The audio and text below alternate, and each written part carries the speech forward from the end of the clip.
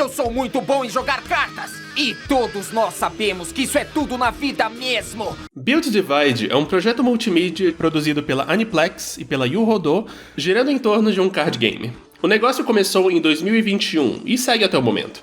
E bom, multimídia significa que teve muitas mídias. E uma delas foi um anime, que também estreou em 2021, chamado Build Divide #000000 Code Black, produzido pela Leiden Films, durando 12 episódios. Não tenho muito mais introdução a dar fora isso, então vamos pular direto para os primeiros 3 episódios. Nossa história se passa na futurista cidade de Nova Kyoto, e o protagonista da nossa história é um rapaz sem teto e aparentemente amnésico chamado Teruto Kurabe, que vemos acordar em meio a um campo de flores após ouvirmos uma narração extremamente atmosférica sobre desejos, apresentada com música suave no fundo. O Ixos fez escola, é o que eu quero dizer. Enfim, após a narração, cortamos para esta aspirante a personagem de Persona chamada Sakura Banka.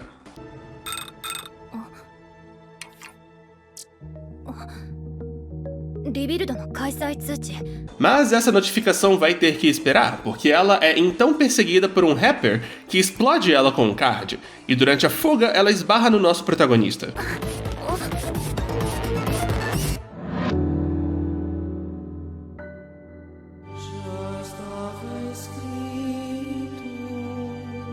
O rapper ameaça o Teruto com uma faca e o rapaz faz isso. Sinto que o Teruto, se não fosse sem teto, teria um quarto cheio de pôsteres do Kaiba. O rapaz e a moça se conhecem um pouco mais, ela aprende a situação dele e percebe que ele parece ser um forasteiro. Guarde essa informação, a gente vai voltar a ela. E explica um pouco sobre Nova Kyoto. No topo da escala de poder da cidade está uma entidade conhecida como o Rei. E se alguém conseguir derrotá-lo no card game Build Divide, essa pessoa tem um desejo realizado. Deus, o Ixos realmente fez escola, né? A Sakura se oferece para ensinar ele a jogar e chama uma bola high-tech para preparar a arena da partida.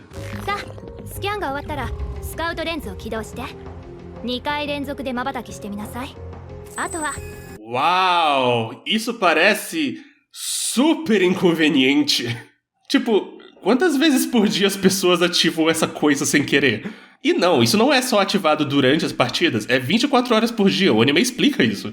Aí a partida tutorial começa, com cada jogador invocando o que essencialmente é seu líder de baralho.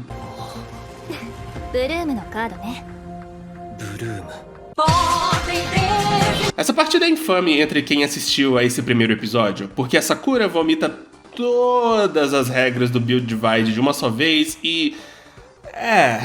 Mas uma coisa que eu adoro nessa partida é como essa menina é intensa nela, mesmo sendo explicitamente uma partida tutorial pra ensinar o carinha a jogar. Pois é, Lucas, aí tu pode invocar um monstro de até 4 estrelas direto da mão. Tem algum?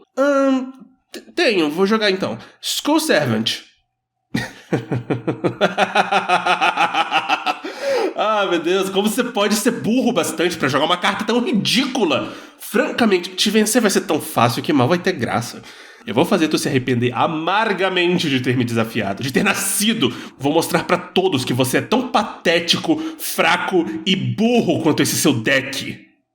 A gente pode jogar damas? Naturalmente a partida começa indo bem mal pro Teruto, mas aí alguma coisa clica nele.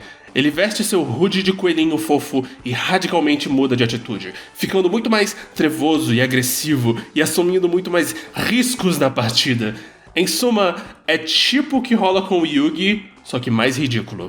Mas por fim, também naturalmente, o Teruto vence, joga a Sakura num abismo metafórico e a menina recompensa ele com fichas, explicando que para desafiar o rei é preciso reunir 21 fichas primeiro, puxa onde eu já vi isso antes e ela quer apostar nele para vencer o rei e realizar um certo desejo dela. No segundo episódio, também conhecido como Meu Sábado à Noite, Enfim, após conhecermos os seios da professora da escola da Sakura e do Teruto, ele estava matriculado nela antes de perder a memória, aprendemos um pouco mais sobre Nova Kyoto. Especificamente...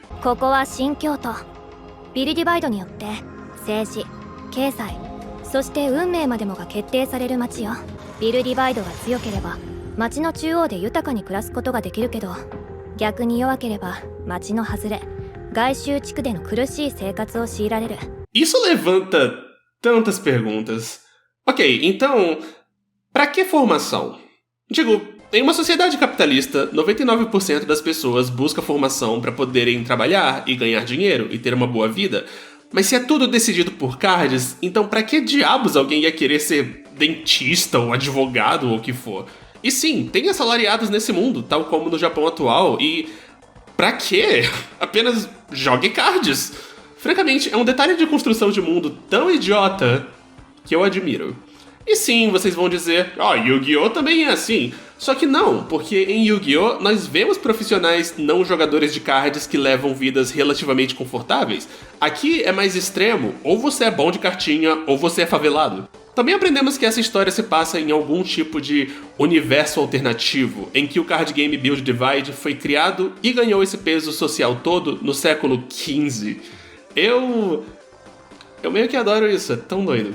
Mas seguindo com o episódio. Após a aula, o Teruto é desafiado por esta jovem, Hiyori Tori, contra quem o Teruto aposta todas as suas fichas porque ele é muito trevoso, gosta de correr riscos. Aliás, agora que eu parei pra pensar, como as pessoas conseguem suas primeiras fichas? O governo dá fichas pras pessoas assim que elas nascem? E se elas perderem as fichas? Digo, o Teruto e a Sakura escaneiam os demais alunos da escola e não acham ninguém com fichas. Elas são raras? Cara, o mundo de Build Divide é tão fascinante. Enfim, eles jogam, aprendemos que a Hiyori não é ótima jogadora, mas que se força a jogar porque não quer voltar pra favela onde ela morava antes de jogar, e o Teruto ativa seu modo cringe. ここからお前が進む先にあるのは暗闇だけだ。 Aliás, os flashbacks da Hiyori sobre sua vida de ex-favelada são em 4x3, o que é um toque tão... Eu não sei como classificar, mas é uma escolha. Naturalmente, o Teruto vence e a Hiyori se abre pra ele e pra Sakura, explicando que quer derrotar o rei porque ela tem um sonho.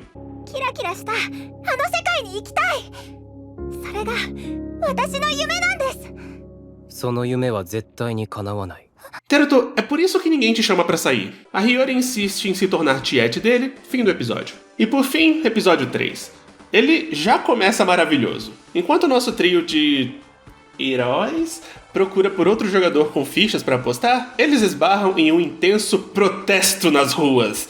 De gente que é ruim em Build Divide, sobre como essa sociedade é injusta, tem que nerfar os jogadores bons. Como diz essa placa, they need victory. あなたがビルディバイドに勝ちたい理由は何ですか？娘を認可の保育園に入れてあげたいの。うちの会社は負け続けるとリストラされちまうんだよ。 Essa é a distopia mais estúpida do mundo. Eu a amo.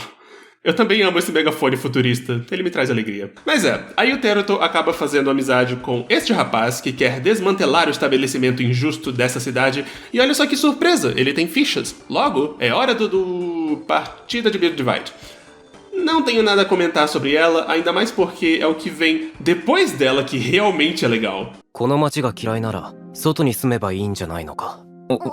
ほんと、バトル以外の常識はないのね。新京都の外にはなんにもないんですよ。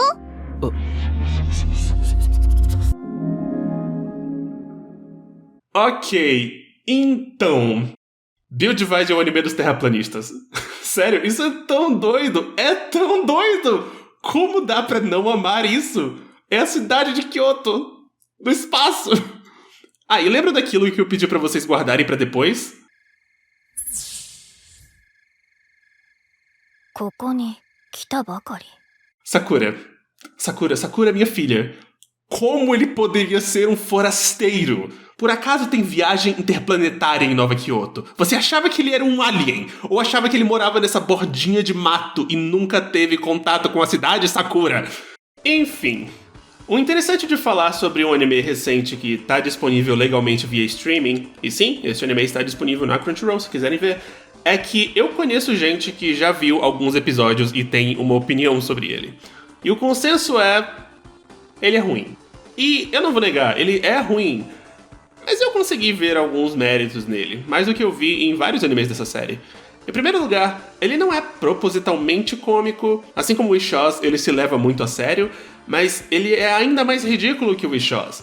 A narração dramática, a distopia dos cards, a trilha sonora meio ReZero-esca e, acima de tudo, o Teruto, com seu modo trevoso, vestindo capuz preto com chifrinhos e falando sobre trevas. É o anime mais chunibyo, mais vergonha alheia que eu já vi e... por causa disso, ele me arrancou boas risadas. Eu estaria mentindo se dissesse que eu não me diverti enquanto vi. A animação é boa para padrões de animes de card. Definitivamente tem momentos bem duros e com certeza não foi um dos mais bonitos de sua temporada, mas dá pro gasto. O design de personagens, infelizmente, é bem genérico. Fora o rapaz que desafia o Teruto no terceiro episódio, segue muito aquela escola de que, como esse não é um anime de cards para crianças, os personagens não podem ter visuais muito distintos, com o que eu não concordo nem um pouco. Em suma, Build Divide #000000 Code Black não é um bom anime, mas para padrões de anime de cartinha, também não é de todo o mal. E aí, eu jamais vou odiar um anime que diz que a Terra é plana e uma só cidade e que ela é governada por cards. Bom, por pior que o vômito de regras no primeiro episódio seja, não posso negar que ele me ajudou a entender um pouco de como o jogo funciona, e para essa categoria isso é bom. O foco do jogo são cards de mulheres peitudas. Eu sou gay. Adivinha?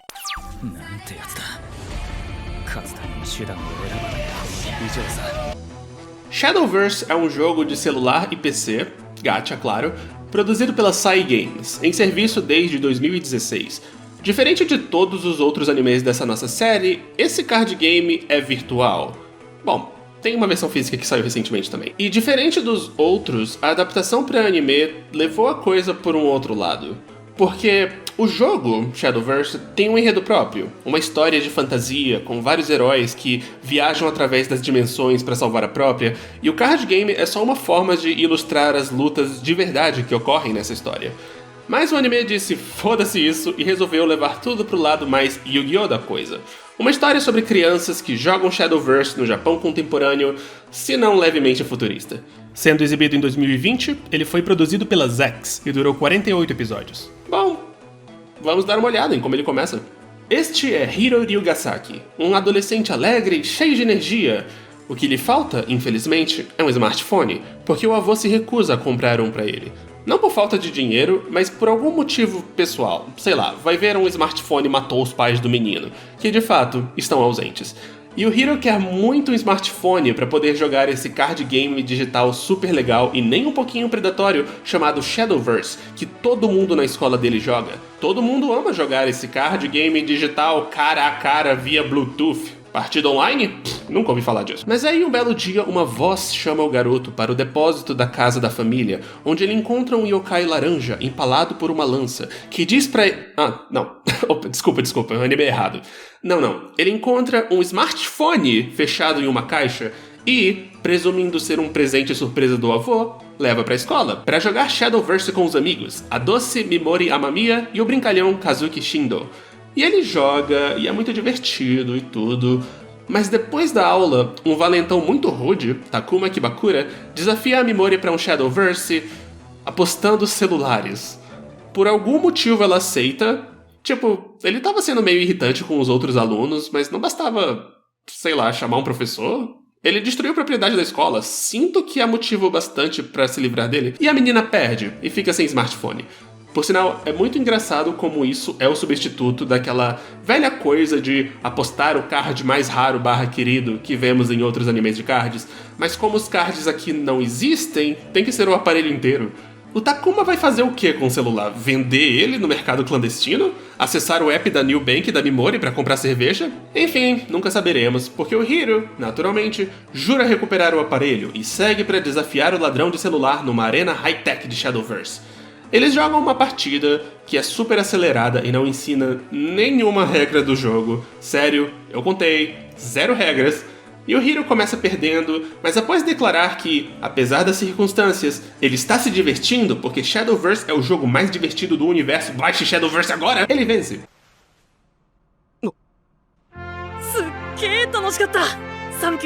Hiro, ele é um ladrão de celular. E um ladrão que nem devolve o celular, porque, como Takuma revela, ele o perdeu em uma partida contra um jogador melhor que ele, que o Hiro então segue para encontrar.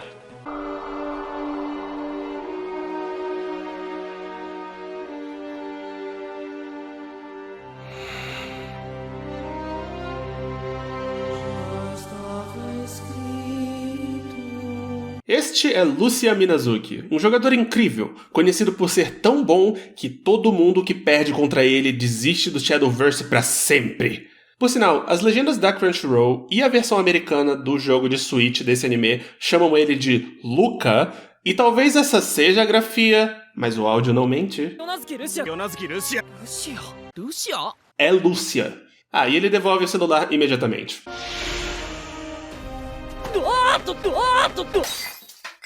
Mas o Hiro se vê na obrigação de desafiá-lo para uma partida, e eles têm uma partida.